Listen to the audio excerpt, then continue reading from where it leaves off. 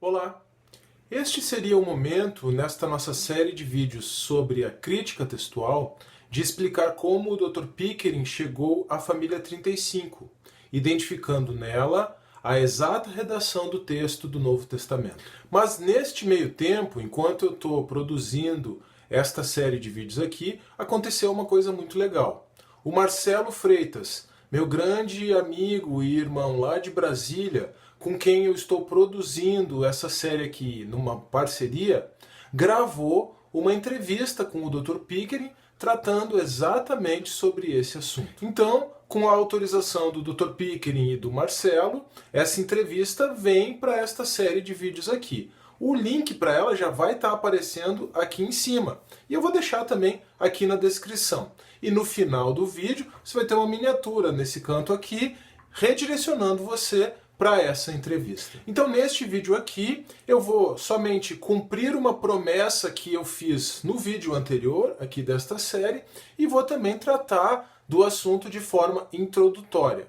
Aliás, nada melhor do que ir direto à fonte, não é mesmo? Então eu vou apenas dar algumas pinceladas aqui para que você possa compreender melhor o conteúdo do próximo vídeo, o conteúdo da entrevista do Marcelo com o Dr. Pickering. E, de fato, eu considero um grande privilégio poder disponibilizar esse material aqui no meu canal. No final do vídeo anterior, eu introduzi um conceito, o conceito de arquétipo. E essa é uma ideia muito importante para nós compreendermos, primeiramente, a própria crítica textual, mas também a teoria do texto majoritário e, especialmente, a teoria do Dr. Pickering sobre a família 35. A palavra arquétipo vem de duas expressões gregas que, juntas, significam primeiro tipo ou primeiro modelo.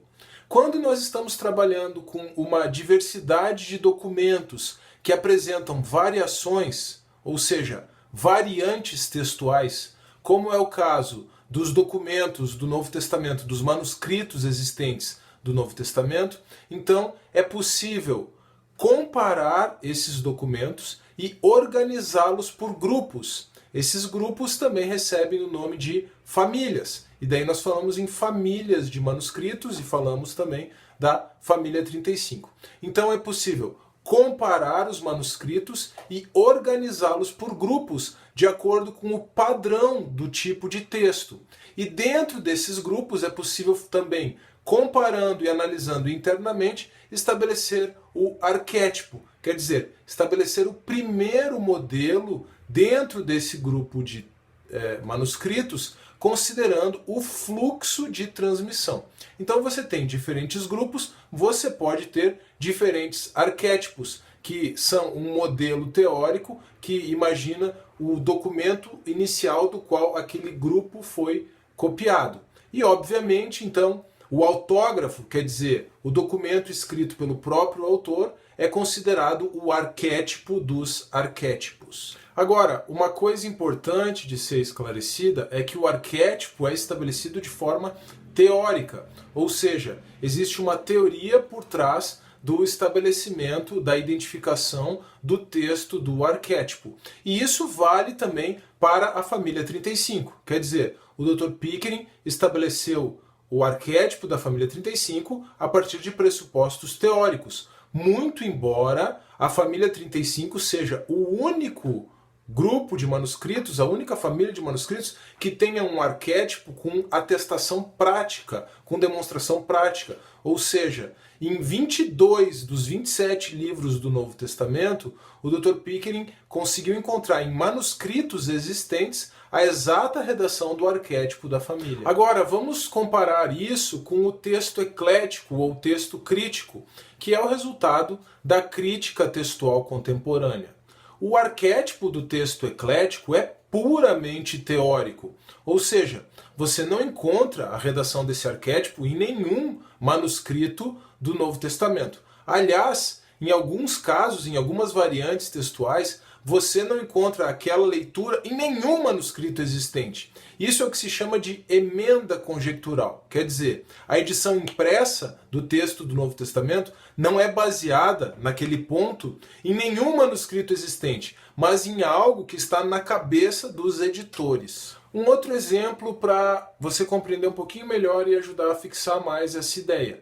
Usando uma teoria do texto majoritário pura e simples, o arquétipo vai ser identificado a partir do testemunho da maioria dos manuscritos. E aqui nós temos um dado objetivo, uma forma objetiva de estabelecimento do arquétipo, e não uma forma subjetiva, como no texto eclético. Essa forma objetiva, na teoria do texto majoritário, é considerando a estatística, quer dizer, a maioria dos manuscritos. Agora, partindo da premissa de que o testemunho da maioria dos manuscritos é mais confiável do que aquilo que está na cabeça dos editores, né, que é o que está por trás da teoria do texto eclético ou do texto crítico, então é possível, num segundo momento, quer dizer, partindo dessa premissa de que o testemunho da maioria dos manuscritos é mais confiável, é possível, num segundo momento, analisar o fluxo de transmissão do texto a partir da comparação entre os grupos de manuscritos. E foi exatamente isso que o Dr. Pickering fez. O Dr. Pickering iniciou essa sua análise do fluxo de transmissão, comparando os grupos de manuscritos com dois trechos muito importantes no que diz respeito aí à crítica textual. A perícope da mulher adúltera, aquela passagem que vai de João 7,53 a João 8,11, e o livro de Apocalipse. A perícope da mulher adúltera é um trecho bastante complicado em termos de crítica textual, porque ela não consta em 15% dos manuscritos existentes que contêm o Evangelho de João. E os manuscritos que contêm essa passagem também são bastante divididos. Já a questão com o Apocalipse diz respeito à quantidade de variantes textuais que existem no livro. Dois críticos textuais do passado cotejaram manuscritos, compararam manuscritos nesses dois trechos. A perícope da mulher adúltera de João foi cotejada por von Soden e o Apocalipse foi cotejado por Hoskier. E esses dois teóricos conseguiram estabelecer grupos de manuscritos nessas passagens, organizaram o cotejo, a comparação deles em diferentes grupos de manuscritos. E esse trabalho deles consta no aparato crítico do Novo Testamento majoritário de Hodges e Farstad. Analisando esses grupos de manuscritos identificados tanto pelo von Soden quanto pelo Hoskier, o Dr. Pickering identificou que havia um grupo que era mais antigo e independente em relação aos demais, tanto na perícope da mulher adúltera de João, quanto em Apocalipse. E apesar do von Soden e do Hoskier terem dado nomes diferentes aos grupos, esse grupo, que tinha nome diferente no trabalho de cada um, é identificado com os mesmos manuscritos, com aquele grupo de manuscritos que o Dr. Pickering, então posteriormente, veio a identificar como família 35. Eu vou exemplificar aqui com a passagem da mulher adúltera, mas o mesmo, mais ou menos, acontece em Apocalipse. Tá? Na perícope de João, von Soden identificou 7 grupos, mas 4 deles são insignificantes. Então nós ficamos apenas com M5, M6 e M7. Foi assim que ele identificou esses grupos. Então o que acontece?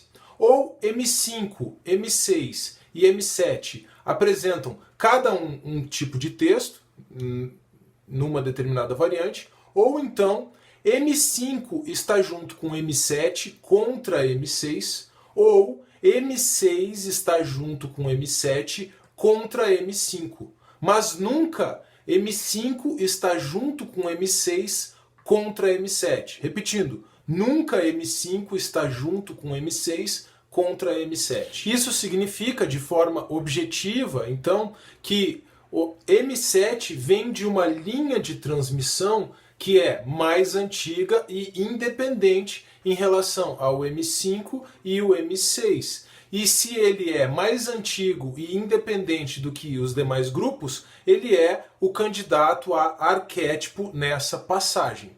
O mesmo acontece com o Apocalipse, só que lá o Hosker identificou os grupos de forma diferente e isso acontece com um grupo que ele chamou lá de MC. Mas é importante reforçar. M7 na perícope da mulher adúltera e MC em Apocalipse correspondem aos manuscritos identificados pelo Dr. Pickering como sendo a família 35. O Dr. Pickering então percebeu o seguinte: se a família 35, na época ele ainda não chamava assim, tá? Mas ele explica isso na entrevista e eu posso explicar isso melhor num outro vídeo. Mas se a família 35, então, é o candidato a arquétipo nesses trechos que são possivelmente os trechos mais complicados em termos de crítica textual, ela é o candidato a arquétipo em todo o Novo Testamento. E foi assim que ele então começou a se dedicar ao estudo do texto da família 35 e ao cotejo desses manuscritos, a comparação desses manuscritos que compõem a família 35. Duas informações adicionais aqui só para encerrarmos. A primeira é que a família 35 é de longe o maior grupo de manuscritos, a maior família de manuscritos. E isso é relevante, bastante significativo, quando você está trabalhando com a teoria do texto majoritário. Então, num primeiro momento, você se preocupa com o testemunho da maioria dos manuscritos, mas num segundo momento você vai identificar que dentro dessa maioria de manuscritos, dentro da chamada massa bizantina, você tem um grupo que sobressai, inclusive em termos de quantidade de manuscritos. Mas não só isso, e essa aqui é a segunda observação. Esse grupo não sobressai só na quantidade de manuscritos, mas ele sobressai também na coesão do texto. Os manuscritos são muito coesos, há muito poucas falhas nesses manuscritos. Como eu já mencionei aqui, o Dr. Pickering já identificou a exata redação do arquétipo em manuscritos existentes para 22 dos 27 livros do Novo Testamento. E em relação a outros 4, existem manuscritos que foram copiados claramente de manuscritos que continham o arquétipo, a redação do arquétipo. Mas houve uma falha aí do escriba uma falha do copista, na hora da transcrição. De maneira que o único livro para o qual ainda não foi identificado um manuscrito que contenha a exata redação do arquétipo identificado pelo Dr. Pickering é o livro de Atos. Eu espero então que com essas informações você possa ter um maior proveito da entrevista que o Marcelo fez com o Dr. Pickering. O vídeo já está aparecendo aqui no canto superior da tela. É só clicar e conferir. E não se esqueça também de deixar o seu like nesse vídeo, de compartilhar o vídeo, de se inscrever no canal e de deixar um comentário. E até a próxima!